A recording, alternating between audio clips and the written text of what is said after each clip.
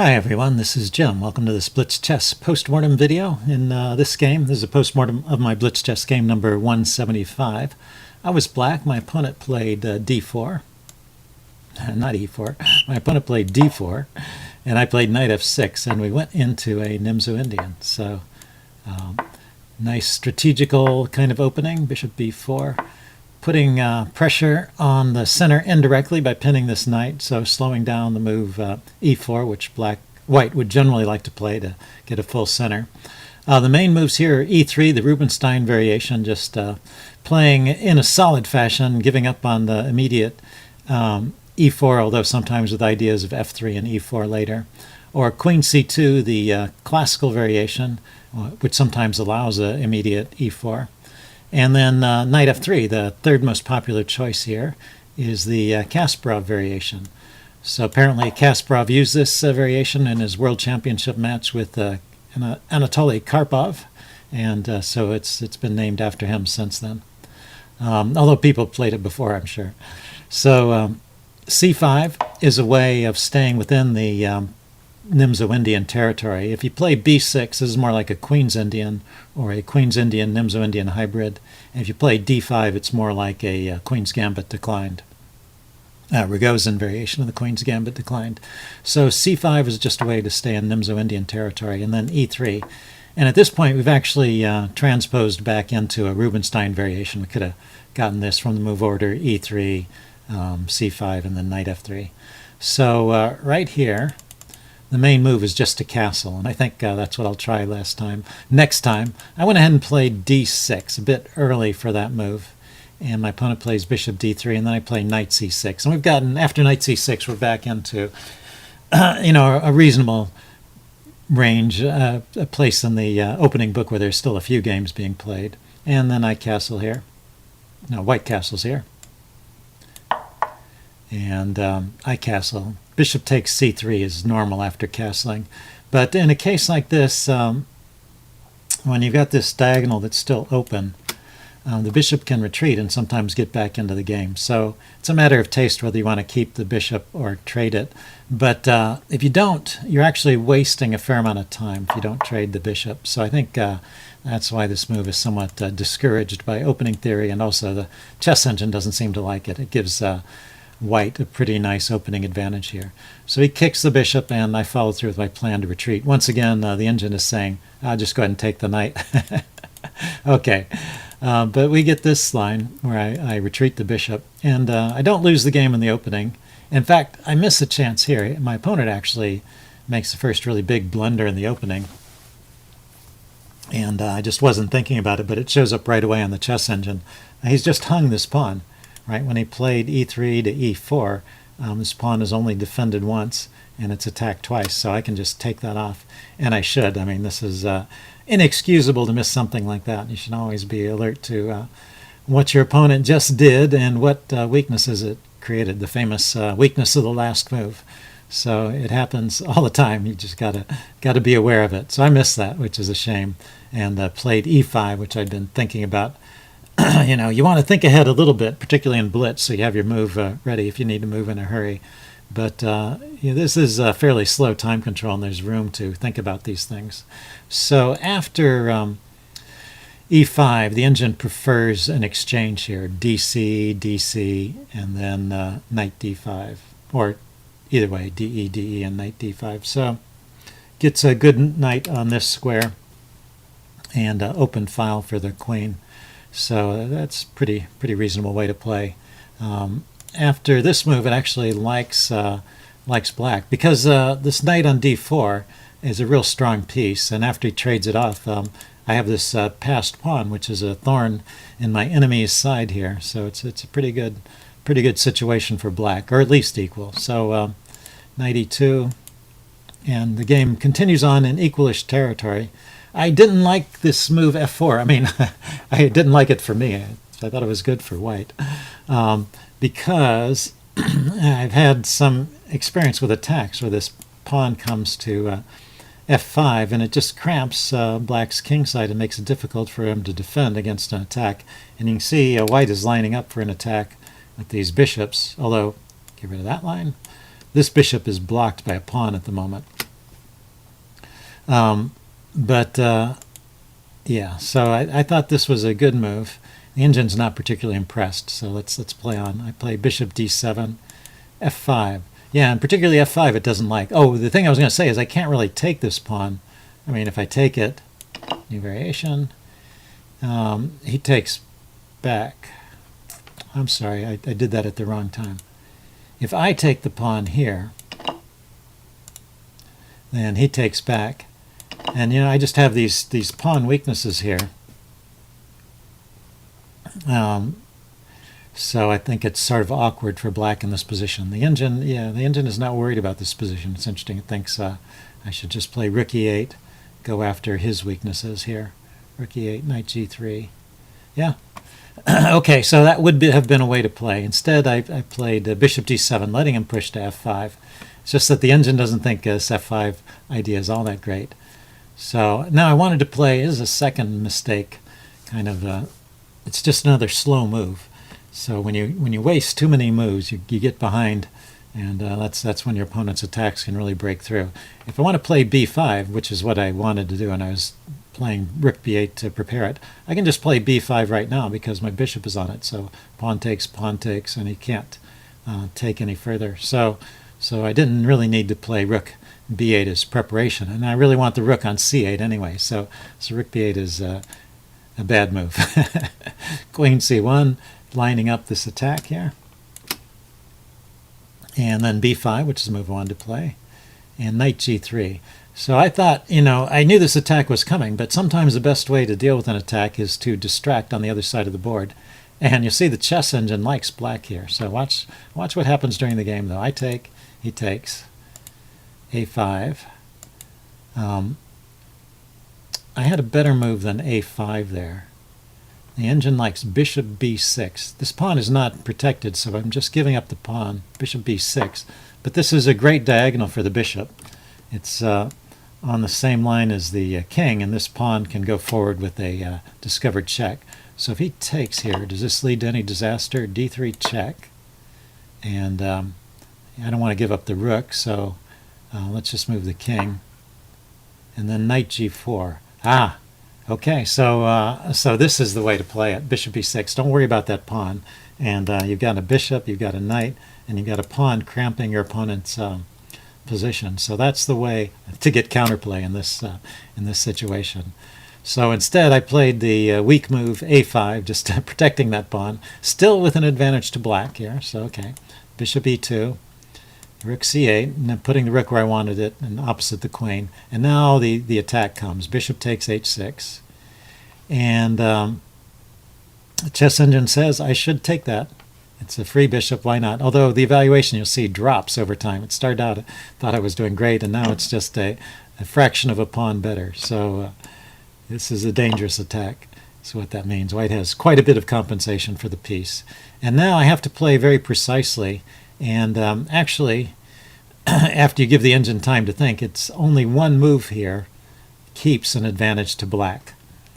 Okay, there, and it just went away. Yeah. So as you give the engine more and more time to think about it, it realizes actually that White's attack is quite good. So knight e8 is probably the best try here. I tried knight h7, and now suddenly White is winning. So the attack is breaking through. So that's how careful you have to be. So knight e8 is better. If we look at this for a second, new variation. It's better because it guards this square on g2.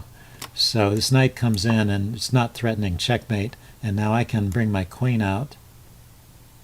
It says queen h4. How about queen f3? That's what I was going to try. Queen f3, okay, of course queen f3 doesn't work because he takes it with the knight.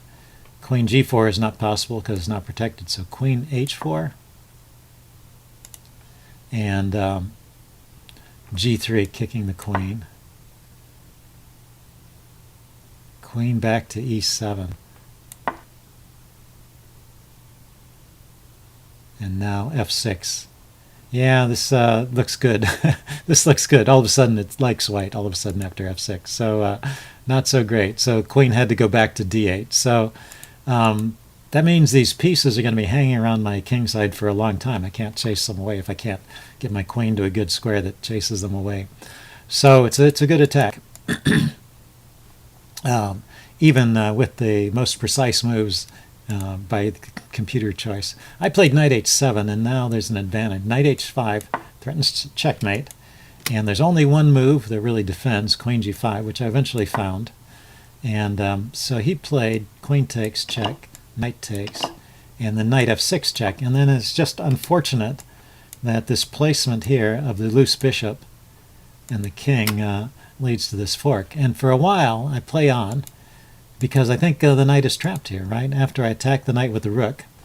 Oh, there's another thing I wanted to point out. If you look at this sequence here, starting with knight h7, which is not the best move, but every other move from here on out is the top choice of the engine for both sides.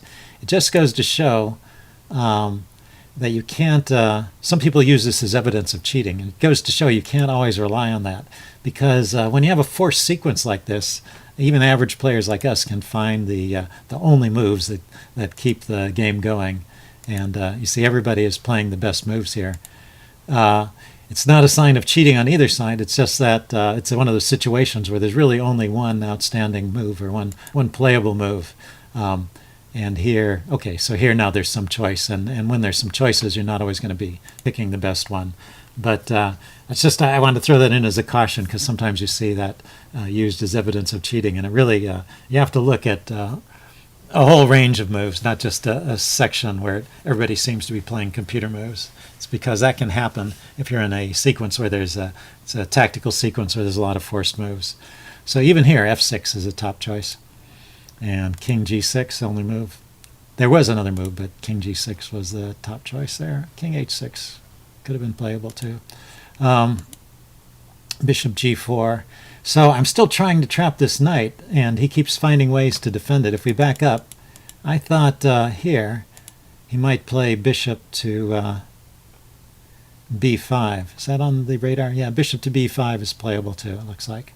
And all these moves keep an advantage for white. So somehow I can't manage to win this knight. But the game is not over. I keep playing, and this move here actually gives up some of the advantage at rook f1. So what's his best choice here? Knight takes e5 with check. So he should just bail out. Okay, I've got a rook here, which is a target. So he can play knight takes e5, d takes e5, and then he can play bishop takes c8. And that's pretty good. So that's two rooks and a bishop, and I've got one rook, a bishop, and a knight. So I'm down the exchange, and he has 1, 2, 3, 4 against 1, 2, 3, 4, 5, 6. And he's got two pawns. He has two pawns plus the exchange. Okay, but I have this protected pass pawn, so it looks like it's a difference of about 2 points. Okay, so this move rook f1 allows me to keep playing, keeps me in the game. Rook takes, and now knight takes e4, and I can start gobbling up some of these pawns here. And he plays rook to c6, and I'm still counting on the fact this knight is trapped, but actually starting from now, the knight can come out through this square b6, so it's no longer really trapped. But I did pick up a pawn here at least, and now I can start thinking about these two pawns here, which are very dangerous. They're both passed pawns, and they're unopposed, so could be causing a lot of trouble. So I start pushing immediately. He goes h4, and I go d2. And my plan is, if I get the chance, to take the knight to distract the bishop and then queen. So he immediately moves the knight away. And now, here is my chance to win the game, actually. Up until this point, he had the advantage. But after knight b6, if I take the knight, rook takes is the plan, and then rook to h8. And I totally did not think about this move. Okay, I'm hitting a pawn. So why not just defend the pawn? And knight takes g3. Okay, you can't defend it. Knight takes g3, just takes the pawn. So it says bishop to d1. Yeah, so this is a loose h-pawn here, which would have been nice to get rid of, because the material is even if I can get rid of his pawns. I mean, he has a rook and a bishop, and I have a rook and a knight. So in terms of pieces, that material is even. And in terms of pawns, if I just pick up a few of his pawns, I should be able to equalize here and maybe get an advantage. So G3. Oh, now it thinks G3 is the best move. G3, knight takes G3, and then bishop D1, or bishop D1 right away. Bishop D1, rook takes H4, and bishop takes. So he's going to pick up my pawns, and king to G5, coming forward. I guess the idea is I'm going to get all my pieces in and try and get this pawn to promote.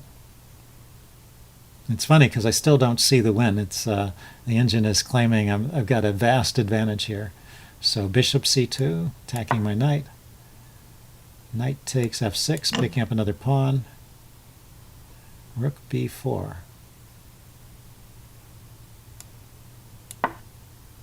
Trading rooks, or offering to trade rooks. And rook E4, where it's defended with the knight. Rook takes, knight takes, and now these pawns are defended. So I've got a knight against a bishop. 1, 2, 3, 4. 1, 2, 3, 4. Material is even, and it gives an advantage of -3. I guess it's because this is such a strong pawn. I'm just faster. So these pawns are going to go racing down the board, and I can't stop them.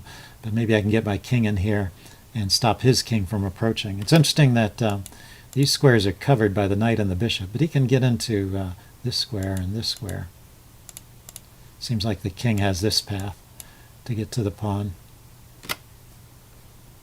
So what happens? B4, knight G3. How about king F2? Mate in 9, king F4. So with the knight here and the pawn here, they're guarding these squares. So the king can't get in. Let's turn off some colors. That's pretty interesting. So all of these squares are guarded and the king can't get over to the pawn. Still, how am I queening? So he's got his bishop here protecting the square. So how about if he just pushes pawns? E4. I come in with the other pawn. Okay, so the fact that I have two pawns crashing through is very critical here. And if bishop takes, then I queen. Okay, I believe it. So I'm really winning in this line, starting with bishop takes B6. Well, that's a very deep line. Pretty difficult to see in a blitz game, so I'm not too disappointed I missed that. Played rook B8, but I realized after I played this move, he has a good move in knight C4, which defends his pawn on B2. I was hoping to crash through. And now it says I should try rook B5, but instead I try bishop to C3, and this is once again giving the advantage back to white. Because I get a check. I was hoping to get to the back rank and do something, but there's nothing great. I can't seem to chase his bishop off of this diagonal or block it. So it says I should try rook A1 or D1 queen. That's what I played. And he takes, I take. And then he's just got a winning edge here, and he starts mopping up my pawns. Knight takes D6. Yeah, this was kind of a rude shock. I said, oh no, he's getting all my pawns. And I blunder with this knight takes F6 because he has knight E4, taking advantage of the pin. So that was the weakness of the last move. So I'm losing a piece. Well, I'm not losing it immediately. I defend it with the rook, but I can't really hold on to it.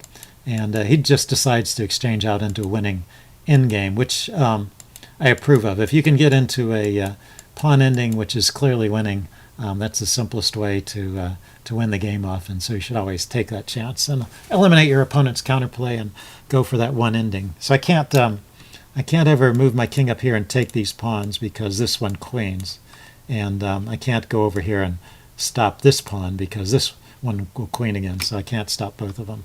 So it's game over. And I resigned, but I thought, hey, pretty interesting back and forth game in spite of the result there. So there you have it. If you have any comments, leave them in the section below, and I'll see you in later. Bye.